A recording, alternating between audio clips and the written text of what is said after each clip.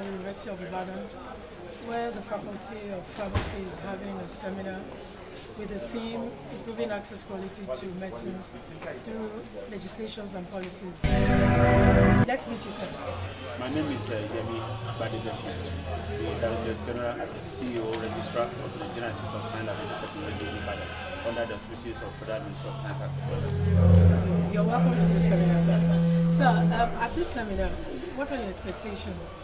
Well, I think this training is timely because in Nigeria today, a lot of drugs have been involved, and then legislation and policies are not in place.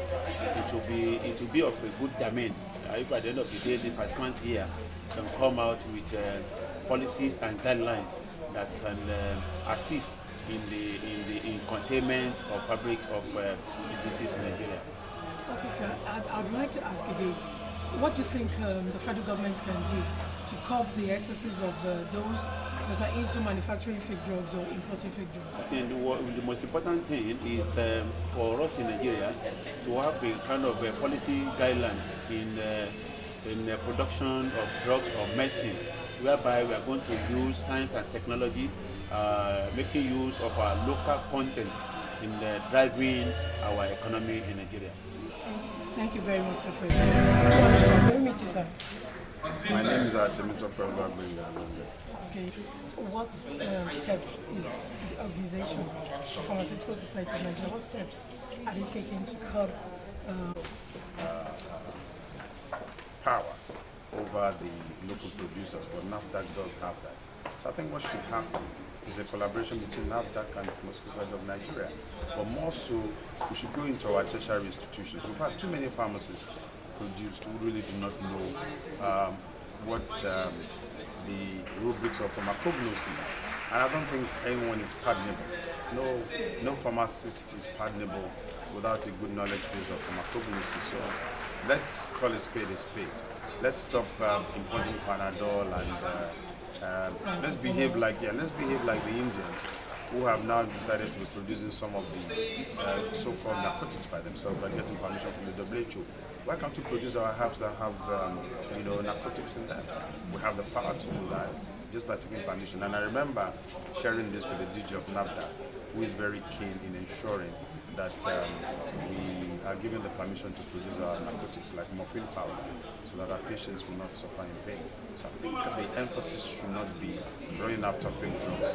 There should be a collaboration between the Pharmaceutical Society of Nigeria, NAFDAC, but more importantly, with the tertiary institutions that are producing pharmacists who should not be thinking outside of Nigeria. They should have the compulsory course on pharmacognosy so that they can also be employers of labor when they can. Good afternoon, sir. Good afternoon. You're welcome, sir. Thank you. Nice meeting you. I am Barrister Musa Abdulwas, Deputy Speaker of the Okay, sir. So, do you think the government is doing enough to curb the excesses of the manufacture of fake drugs, sir? Or is that the import of fake drugs or the manufacture of fake drugs? The government is not doing so. NAFDAC has always been at alert at any point in time, and the Standard Organization of Nigeria as well is doing its own best. And a system cannot be perfect. We can only encourage them to improve on what they are doing, so that the safety of the people of Nigeria would be guaranteed and everything. You said that charity begins at home. Now, from Oyo State, what steps is the Oyo State government or the Oyo State Parliament taking to curb the excesses of the fake drug producers?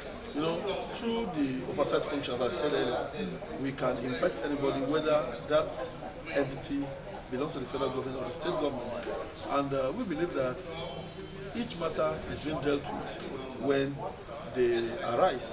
And I believe that anytime there is any threat in regard of a fake drug and so on, the House Assembly will be there to respond adequately. All right, I want to thank you very much for your time, sir. Enjoy your service. My name is CDDDP. Professor of pharmaceutical chemistry.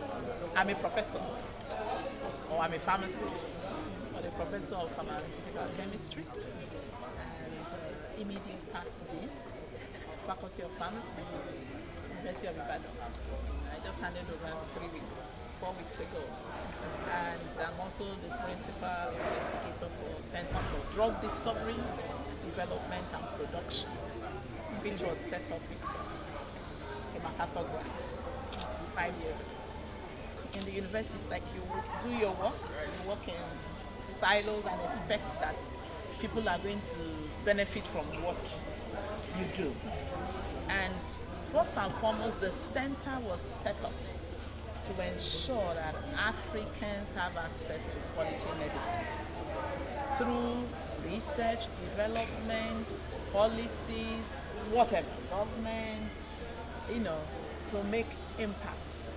So our aim is for Africans to be empowered to make, to regulate, to distribute their own medicine, quality medicines. So what was in our mind with respect to this conference was for minds to come together from different sectors. If you see, it's not only pharmacists, yes, healthcare, lawmakers, lawyers, even consumers, even you, to talk. Let's talk. What are the problems with access to medicine? What are the policies that are existing? Are they good enough to ensure access to quality medicines? Can we improve on them? Are people having access? If they are not, why? Like I told you when I was giving my speech, life expectancy in the US was so enhanced from 1900 to 2018. From 48 years to almost 80 years. And they've done a research to show that it is because they improved access to medicine. In Nigeria, we're still at 53 as in 2013. I mean, we don't even know whether it is lower in 2017 because of all the things that we're having. And insecurity will lead to lack of access as well, if you notice. Do you know how pharmaceutical industry started in the world? It was during all those world wars. So you had more injuries. People could not cope with treating people that had fallen sick or were injured. So that's what we call industrial era. They're manufacturing drugs and all. So we want to look at our policies. Are there gaps? Let people talk. So we now make that available to people that are policy makers. Okay, Ma, we want to thank you for your time now.